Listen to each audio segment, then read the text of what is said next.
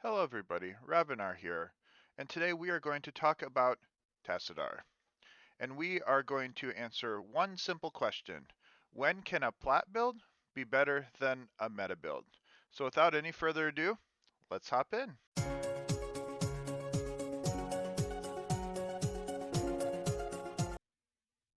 I'm going to say that the target audience for this guide is going to be about the mid-plat and lower range. So if you are bronze through plat, this guide is going to be for you. One of the first questions you're going to need to ask yourself is, when do we pick Tassadar? So Tassadar is a semi-bursty mage who can do a bit of displacement with his force wall. So in my opinion at least, provided most of your roles have been filled and you need a mage role, Tassadar is a mid to high priority pick in any situation.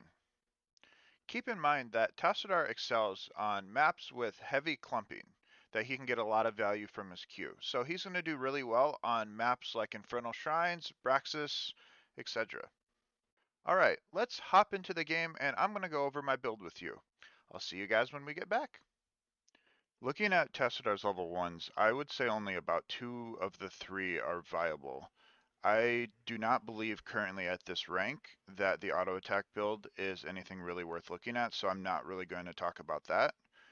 But the W build, I only go if I'm going to be solo laning because the increased range and the mana are very useful when you are solo laning. You shouldn't really be solo laning on Tassadar, but if you get stuck in that situation, I would always go W build. 90% of the time, I would say static charge is going to be your pick here.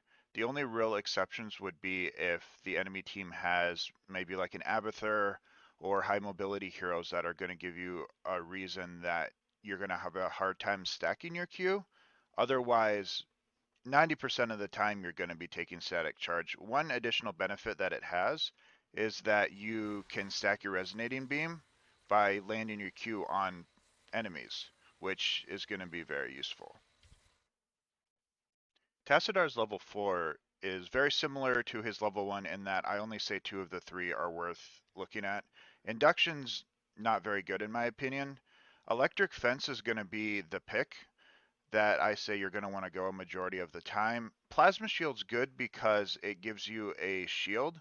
I say go this if they have divers on their team. Tracer, Genji are going to be a reason that I think you should go this. If you go this, you'll want to go Archon at level 10, but we'll get into more on that later. But a majority of the time, you are going to want to go Electric Fence. The big advantage that Electric Fence gives you isn't necessarily the damage, but it's going to be the slow that comes along with it. So this slow is going to help you and your allies line up abilities and skill shots. So unlike the first two, Tacidar's level 7, I feel like he only has one viable option. Psionic Echo, I think, is by far the best talent in this tier. The extra W that it gives you off of your Q is just too strong in a lot of situations. So you throw out your W, and then you immediately fire a Q, and it'll fire out another W on top of that. I think both of Tacidar's level 10s are both viable. Archon is good if you take Plasma Shield at level 4, because while Archon is active, your Resonating Beam is constantly at 100%, which will give you additional shields more frequently. But Black Hole, I believe, is a much better option. The reason for that is I think Black Hole synergizes really well with Electric Fence at level 4. What it does is any enemy that it touches, it pulls towards the center and stuns them for 1.25 seconds. So one combo with that is you throw off Black Hole, you put wall, and then you line up your W, Q, and you get a big wombo there. It's made even better if enemies are there to follow it up as well, but even alone, it sets up pretty nice damage if you can catch multiple players in it. On level 13, both Shadowwalk and Oracle, I believe, are both viable. Oracle you can take if you don't feel like you're being pressured too hard. The vision is really nice, and the additional spell armor is nice as well. I prefer Shadowwalk because of the additional mobility that it gives you, as well as the invisibility.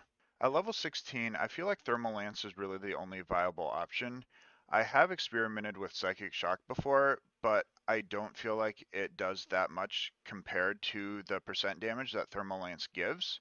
It's really good on high health targets as well as tanks, but it also just the extra bit of burst that it gives on squishies helps secure kills as well. As for the level 20 talents, if you go Archon at level 10, you're going to want to go Twilight Archon at level 20. Infinite Archon is still very strong, so if you do go that route, you always want to go Twilight Archon. But for this build, Force Barrier is going to be what you want to go for. The extended duration on Electric Fence is pretty huge late game. Being able to catch a squishy backliner, a Murden after he jumped, comboed with the slow on Electric Fence is game changing. It can win you a game that you are losing just catching that one target late game. All right, so that's going to conclude the build part of my guide. So I'm going to get back and we're going to talk about the ins and outs of the hero and any tips and tricks that I might be able to help you guys with. Hey Barley, are we going to... Oh, hey, you guys are back. Did you guys enjoy the build? All right. Well, I do want to remind everyone that, as always, this is my personal opinion on how to play Tassadar. Everyone might do it differently, and that is completely okay. But we're going to go over a couple of synergies that Tassadar has, and keep in mind that there are going to be several more that are not mentioned on this video, but we're just going to, mention a few of them here. So one big synergy I like is Diablo Wallbang with the Force Wall. So that's going to be a big synergy. Another one's going to be the black hole electric fence combination that you guys got a glimpse of inside of the build part of the video. And on the topic of electric fence, I do want to go over a big part of Tassadar here, and that is the utilization of his force wall with the level 4 electric fence. That ability has a lot of offensive and defensive capabilities as well. Not only can you use it to chase down a target that you're trying to catch or you and your team are trying to catch, but you can also use it to protect yourself. So you have someone chasing you, you can use it to split yourself between you and them. You get a Garrosh that has just hit you with his Q. You throw up a force wall with the slow, and he's not going to be able to walk to you or a member of your team.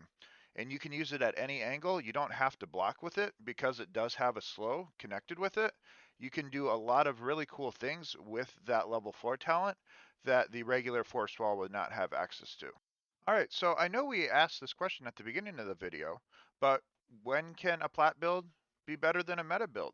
So the reason that I think that this is true in this instance is because at lower ranks, you can get a lot more value from team clumping that doesn't otherwise happen in higher ranks, which is why I think the builds with electric fence and black hole and stuff can get a lot more value because of the way that the overall teams play.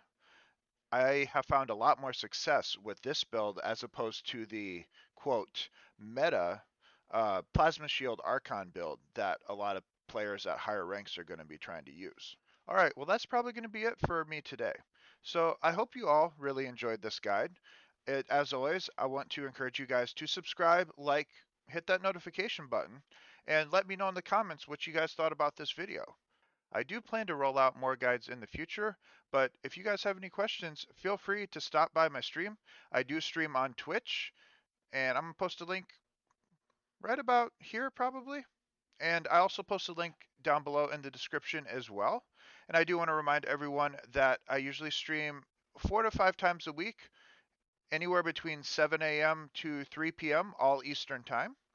And we usually stream on the EU region in the morning and the NA region in the afternoon. So I encourage everyone to stop by, hang out, and, let me know what you guys think about this guide. One last reminder, I just want to remind everyone that I do post my schedule below my stream, and it does update to your local time zone. So you guys will all know when I'm going live next. But I just want to thank you guys for joining me today, and I hope you all have a wonderful rest of your day, and I will see you all next time. Have a good night, everybody.